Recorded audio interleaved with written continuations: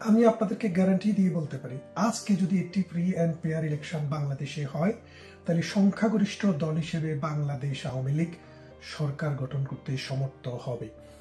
আপনারা বলতে পারেন, কদিন আগে আওয়ামী লীগের সরকার গদিচ্যুত হয়েছে, প্রধানমন্ত্রী শেখ হাসিনা ভারতে গিয়ে আশ্রয় নিয়েছে, আওয়ামী লীগের নেতাকর্মীরা পালিয়ে আছে, তাহলে কি করে আমি বলি যে বাংলাদেশ আওয়ামী লীগ আজকে নির্বাচন হলেও বাংলাদেশের ক্ষমতায় আবার ফেরত আসবে?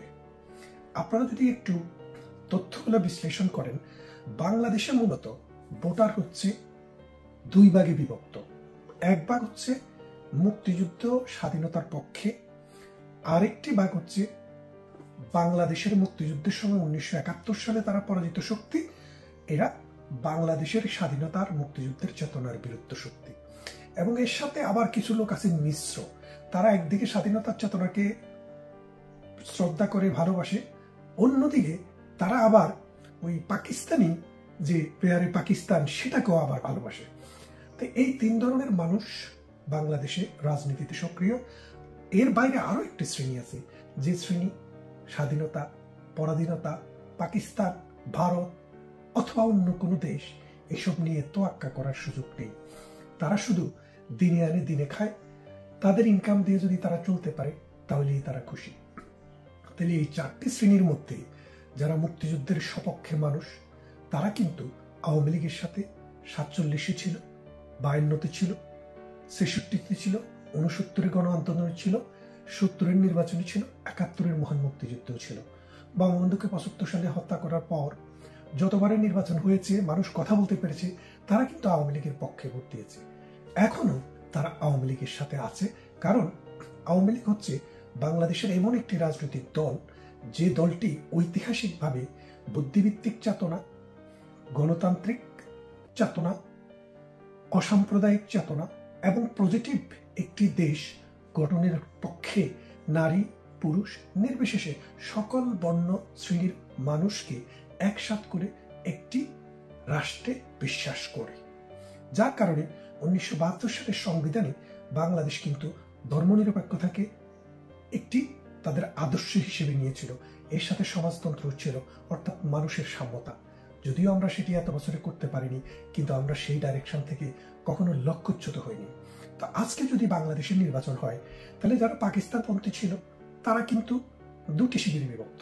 একটি শিবির হচ্ছে বিএনপি, আরেকটি শিবির হচ্ছে জামাতে ইসলাম। আপনারা যদি বাংলাদেশের 1991 পরবর্তী ভোটগুলোকে 91, 96, 2001, 2008, 14, 18, 24 এই 7টি নির্বাচনের মধ্যে যদি আপনারা কমন নয় যদি আপনি দেখেন, ধরেন শেখ হাসিনার আমলে এই যে 18 আর আপনি 14 নির্বাচন, এই দুইটি নির্বাচনকে যদি পাশে রেখে এর আগের নির্বাচন যেগুলো তত্ত্বাবধায়ক সরকারের অধীনে হয়েছে সেগুলোকেও যদি একটু আপনি দেখেন, তাহলে দেখবেন বাংলাদেশ আওয়ামী লীগ ভোটের দিক থেকে সব সময়, আওয়ামী লীগ যখন হেরেছে তখনও বিএনপি থেকে হয়তো 1% ভোট কম পেয়েছে বা 0.50% ভোট কম পেয়েছে। তো এই অবস্থায় আজকের দিনেও যারা নতুন করে যে লাঠিয়াল বাহিনী বাংলাদেশে একটা অরাজকতা সৃষ্টি করে একটা অন্তর্বর্তীকালীন সরকার এনেছে, তাদের প্রতি মানুষের মনোভাবটা কি? আপনি হাটে মাঠে ঘাটে যেই কোনো জায়গায় 10টা মানুষকে র্যান্ডমলি দাঁড় করিয়ে আপনি একটা সাক্ষাৎকার নেন যে আপনি আগে ভালো ছিলেন নাকি আজকে ভালো আছেন, তারা নির্দ্বিধায় বলবে আমরা আগেই ভালো ছিলাম। আপনি জানেন, যেই সব স্কুলের মাস্টার, যেই সব ছোটখাটো করণিক অল্প বেতনে চাকরি করেন, তারা ওই বেতনটা দিয়ে সারা মাস চলার সামর্থ্য ছিল, কষ্ট হলেও চলত। কিন্তু আজকে তাদের এমন অবস্থা, বাংলাদেশের মানুষ বাজার করে যদি একা একা যায়, বাজারটা ছিনিয়ে নিয়ে যায়, বাসে মানুষকে ছুরি মাইরা টাকা নিয়ে চলে যাচ্ছে, আপনি রাত্রিবেলায় মোবাইল নিয়ে বাংলাদেশে হাঁটা যাচ্ছে না, গ্রাম উত্তরবঙ্গের গ্রাম পাহারা দিচ্ছে, গ্রামের ছেলেরা মানে 3টা দলে বিভক্ত হয়ে সন্ধ্যা থেকে রাতে 10টা পর্যন্ত একটা গ্রুপ পাহারা দেয়, 10টা থেকে রাতে 4টা পর্যন্ত আরেকটা গ্রুপ পাহারা দেয়, 4টা থেকে ফজরের নামাজ 6টা পর্যন্ত আরেকটি গ্রুপ পাহারা দেয়। এইভাবে পাহারা করে নিজেদেরকে বাঁচার জন্য মানুষ পাহারা দিচ্ছে। তার মানে নিম্ন শ্রেণীর নিম্ন শ্রেণী বলতে আমি এটাকে বুঝাইছি নিম্ন আয়ের মানুষ, এবং যারা খেটে খাওয়া মানুষ, রিক্সা যারা চালান, যারা দিন মজুরের কাজ করেন, ইট ভাঙেন, রাস্তার কাজ করেন, তারা এখন আর কাজ করে তাদের পরিবার চালাতে পারছে না। তাই তারা এখন সবাই একমত যে এই দেশ চালাতে গেলে আওয়ামী লীগের মতো একটা শক্তি দরকার, যাদের রাজনৈতিক ভিত্তি আছে, রাজনৈতিক বিষয় আছে, দেশ বদলাবার, সমাজ বদলাবার ক্যাপাসিটি আছে। এই লাঠিয়াল বাহিনীর প্রতি মানুষের এখন আর কোনো শ্রদ্ধা এবং সহমর্মিতা নেই। দ্বিতীয়ত, বিএনপির ভোট যদি আপনি দেখেন, সবসময় 1991 সালে বিএনপি জামাত সহ লিয়াজো করে ভোটটা করেছিল, তারা কিন্তু কোয়ালিশন সরকার করেছিল। 96 সালে বিএনপি কিন্তু জামাতকে সাথে রাখতে পারেনি। আওয়ামী লীগ যখন যুগপৎ আন্দোলন করছিল, জামাত আওয়ামী লীগকে সমর্থন দিয়েছিল, কিন্তু নির্বাচনটি আলাদা আলাদাভাবে হয়েছে। হওয়ার পর আপনারা দেখেছেন বিএনপি কিন্তু হেরেছে, জামাতও হেরেছে, মাত্র 2টি আসন বা 3টি আসন পেয়েছে। এরপরে 2001-এর নির্বাচনে যদি আপনারা দেখেন, বিএনপি এবং জামাত দুইটা দল মিলে আওয়ামী লীগের থেকে 1% ভোট বেশি পেয়েছে। তার মানে কি দাঁড়াচ্ছে, যে বাংলাদেশে বিএনপি যেখানে 40,000 ভোট পায়, জামাত যেখানে 10,000 পায়, তাদের দুইটা মিলে 50,000 হয়। আর আওয়ামী লীগ একাভাবে 45% ভোট পায়, 45,000 পায়। তাহলে এখন যদি আওয়ামী লীগ আলাদা নির্বাচন করে, জামাতে ইসলামী আলাদা নির্বাচন করে, বিএনপি আলাদা নির্বাচন করে, তাহলে আপনারা নিশ্চিত থাকুন যে বিএনপি, আওয়ামী লীগ এবং জামাতের মধ্যে আওয়ামী লীগ নির্বাচিত হয়ে বেরিয়ে আসবে। কারণ আওয়ামী লীগ যারা আগে করতেন, এখনো তারা আওয়ামী লীগ করেন। খুব অল্প সংখ্যক লোকে আওয়ামী লীগ থেকে হয়তো বেরিয়ে গেছেন। আবার যারা রাজনীতি করেন না, যাদের কোনো রাজনৈতিক আইডেন্টিফিকেশন নাই, এইরকম মানুষ যে 30 থেকে 35% মানুষ বাংলাদেশে আছে, তারা কিন্তু এখন বুঝে গেছে যে এই বাংলাদেশে গত 15 বছরে শেখ হাসিনা যেখানে নিয়ে গেছেন, যে অর্থনৈতিক চূড়ায় নিয়ে গেছেন, মানুষের জীবনকে যেভাবে উন্নত করেছেন, মাথাপিছু আয় বৃদ্ধি করেছেন, রাস্তাঘাট করেছেন, সেতু করেছেন, স্কুল করেছেন, প্রত্যেকটা বাচ্চাকে স্কুলে নিয়ে গেছেন, সেই জন্য তারা কিন্তু এখন আওয়ামী লীগকে ভোট দেওয়ার জন্য অপেক্ষায় আছে।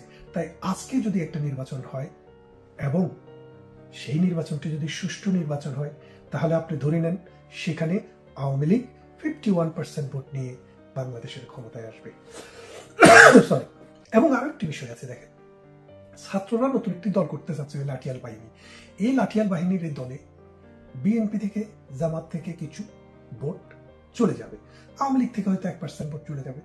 যদি 1% ভোট আওয়ামী লীগের যায়, বিএনপির যাবে 5%, জামাতের যাবে 4%, তাহলে 10% ভোট যদি তারা পায়, তাহলে ওই 10% ভোট বিএনপি এবং জামাত থেকে কাটা যাবে। তাই নিশ্চিন্তভাবে আপনি ধরে রাখেন যে আজকে নির্বাচন হলো, আওয়ামী লীগ আবার সরকার করবে, আওয়ামী লীগ ক্ষমতায় আসবে। কিন্তু ডক্টর ইউনূসের প্ল্যান আওয়ামী লীগকে নির্বাচন থেকে বাইরে রাখা। আর আওয়ামী লীগের নির্বাচন থেকে বাইরে রেখে বাংলাদেশে যদি কোনো নির্বাচন হয়, সেটি আন্তর্জাতিকভাবেও গ্রহণযোগ্য হবে না, এবং সেই নির্বাচনের ফলে যে সরকার বাংলাদেশে আসবে, সেই সরকার তার টেনিউর ফুলফিল করতে পারবে না। কারণ বাংলাদেশ আওয়ামী লীগ এমন একটি দল, যে দলটি আপনার প্রায় 70-75 বছর থেকে রাজনীতির মাঠে চালু খেলোয়াড়। পরাজয় মানুষের আছে, মানুষ পরাজিত হতে পারে, রাজনীতিতে উত্থান থাকে, পতন থাকে। এবারেরটা না হয় ধরলেন আপনি পতন, কিন্তু উত্থান হতে খুব সময় লাগবে না। তাই আওয়ামী লীগের কর্মী, সমর্থক, নেতা যারা যেখানেই আসুন, আপনাদের মধ্যে, নিজেদের মধ্যে আলাপ আলোচনার ভিত্তিতে আপনারা কিন্তু ঐক্যবদ্ধ থাকেন। ডাক আসবে খুব শীঘ্রই, অপেক্ষা করেন। আবার দেখা হবে। ভালো থাকুন। ধন্যবাদ সবাই।